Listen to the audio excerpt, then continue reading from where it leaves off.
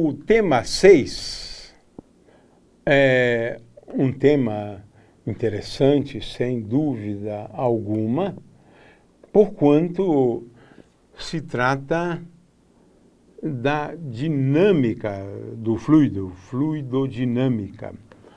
No entanto, a gente não faz a fluidodinâmica de uma maneira completa. Por quê? A matemática está fora do alcance dos estudantes do ensino médio. De forma que a gente aborda alguns aspectos da fluidodinâmica quando o fluido está em movimento. Até aqui, estudamos a hidrostática, sim, a estática dos fluidos, né? E vamos começar, né, com a aula 1, abordando a questão da conservação da massa de um fluido. O que nós estamos querendo dizer com isso é o seguinte, é que a massa de um fluido, quando ele se desloca, a massa total, se conserva. Em qualquer instante de tempo, essa massa é sempre a mesma, sempre a mesma. Não importa o que acontece, é sempre a mesma. Massa de um fluido não é criada, não é destruída, né? É esse o significado disso, né? Nós sabemos que existe a conservação de grandezas físicas de uma maneira geral, né? Conservação de grandezas físicas. Que grandezas se conservam? A energia de um sistema fechado, o momento de um sistema de partículas. A carga elétrica se conserva. A carga elétrica não aparece e desaparece de uma hora para outra. São exemplos de grandezas físicas que são conservadas.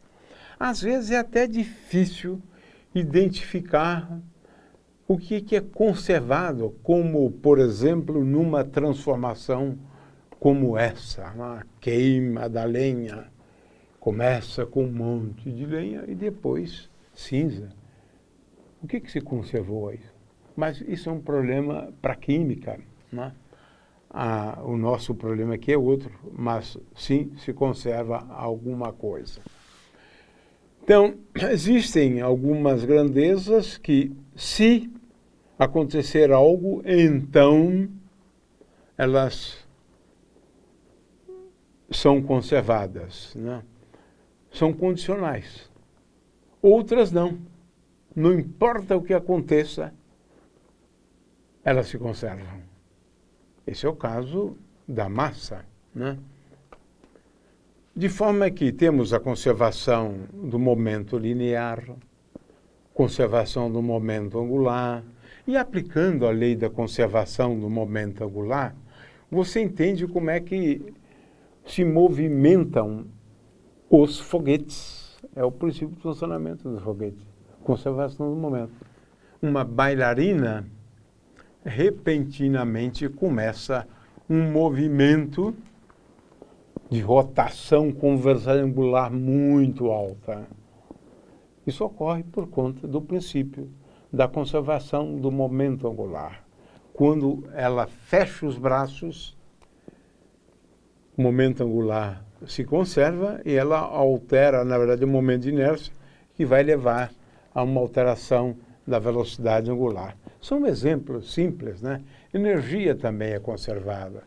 Energia mecânica também é conservada, né, na mecânica. A energia mecânica é a soma da energia potencial, né, mais a energia cinética, né? Aqui tem uma espécie de piadinha, né, envolvendo a conservação da massa, que parece que não se aplica a algumas pessoas, né? Mas pode se aplicar, né? Talvez a soma do sistema todo, né? A soma do peso da televisão de antigamente e do indivíduo que assiste a televisão nos anos 90 e nos anos 2008. 18 anos depois, né? De qualquer maneira, isso é uma brincadeira, né? O fato é que a conservação da energia é importante em todos os processos físicos, né? Muito bem. O fato é que a massa se conserva. O que significa isso? Se eu considerar aqui uma superfície, e pode ser qualquer superfície, né? Qualquer superfície, que está, na verdade, representada ali, né? Representada ali. Então, eu tenho uma superfície e tenho aqui, eventualmente, fluido saindo pela superfície. Fluido saindo por essa superfície. É isso que está representado ali, na verdade, né? Então, o que o princípio da conservação da massa afirma é que quando você, em qualquer instante de tempo, você considera a massa dentro, a que está dentro, que varia com o tempo, porque o fluido tem esse movimento a partir dessa superfície, a massa que está dentro, mais a massa que saiu, é constante. Esse é o princípio da conservação. Ele é difícil, muitas vezes, né, de ser expresso matematicamente. É difícil isso, matematicamente. Aqui, no entanto, eu tenho uma situação bastante simples, né, da conservação da massa, né, da conservação da massa. Então, eu quero encontrar uma forma de assegurar que a massa que passa por esta superfície, tem uma superfície aqui, olha, por unidade de tempo, essa massa que passa ali é a mesma que passa por aqui por unidade de tempo, porque ela não se acumula aqui. Ela não se acumula. Todo o fluido que passa por aqui sai ali. Mas aqui o importante é olhar a conservação da massa por unidade de tempo. Então, essa é uma aplicação, numa situação curiosa, né, de escoamento permanente. A massa que entra é igual à massa que sai por unidade de tempo. E essa massa por unidade de tempo, ela é dada pela densidade vezes a velocidade vezes a área. Então, nesta região aqui,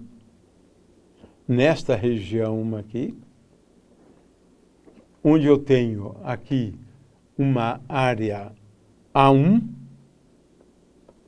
e tenho uma velocidade V1, velocidade do fluido, e uma densidade ρ1, né?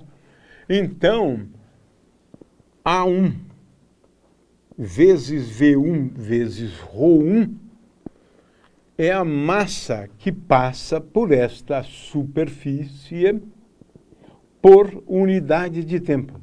Isso se pode provar, né? Aqui eu estou apenas enunciando isto, né?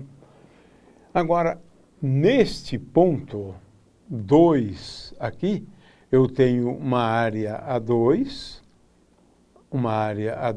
a velocidade é V2, né? E a densidade pode ser ρ2. Então, o quanto passa de massa por unidade de volume aqui é ρ2, V2, A2, que é igual a ρ1, V1, A1. Esta é a fórmula importante que expressa a conservação da massa na realidade. Expressa a conservação da massa. A massa que passa por aqui, por unidade de tempo, claro, você tem que levar em conta o tempo, né? Por unidade de tempo. E a massa que passa por aqui, por unidade de tempo, é a mesma. A massa que entra é igual à massa que sai. Mas aqui a gente leva em conta o tempo. Não é isso? Isso, então, assegura essa igualdade aqui, né? Ρ1, V1 vezes A1 é igual a Ρ2, V2 vezes A2. Em pontos diferentes, se você considerar aqui, vale a mesma coisa, ou qualquer outro ponto. Então, esta expressão aqui é J1, J é Rho vezes V, né? J1, V1 é igual a J2, V2. Se a densidade for a mesma, olha só que coisa interessante, eu tenho que a área vezes a velocidade aqui é igual à área vezes a velocidade aqui. Se a área aqui for menor, eu garanto que essa velocidade aqui é maior do que a velocidade aqui. Isso é interessante, porque tem várias aplicações. E chamamos de vazão ao produto J vezes A. Se a densidade for constante, a conclusão é esta. Ou seja, a velocidade aqui vezes essa área, então V1, né? V1 A1, como está aqui, é igual, agora temos aqui uma área A2, né? Uma área A2, e aqui uma velocidade V2. A1, V1 é igual a A2, V2. Significa que a massa que entra por unidade de tempo é igual à massa que sai, claro que por unidade de tempo. A massa não se perde, massa não se cria. Porque se houvesse criação de massa aqui dentro, isso não seria válido, né? Porque sairia muito mais massa aqui do que entrou, né? Do que entrou. Então, esse é o princípio de conservação da quantidade de movimento e que me leva a estas igualdades aqui, né? A densidade num ponto vezes a velocidade naquele ponto e a área que nós estamos analisando. Ρ1, V1 é igual vezes A1 é igual a Ρ2, V2 vezes A2. De forma que aqui temos uma outra área, A2. Eu poderia considerar uma área intermediária aqui, uma área 3, valeria isto. Ρ3, V3 vezes A3 é igual a Ρ1, V1, A1, que é igual a Ρ2, V2, A2. Então, e no cotidiano a gente verifica isso facilmente. Se eu estou regando um jardim, e se eu quiser aumentar a velocidade, eu reduzo a área, coloco um dedo aqui. Reduzir a área, a velocidade aumenta. Eu vou conseguir regar uma porção maior do jardim.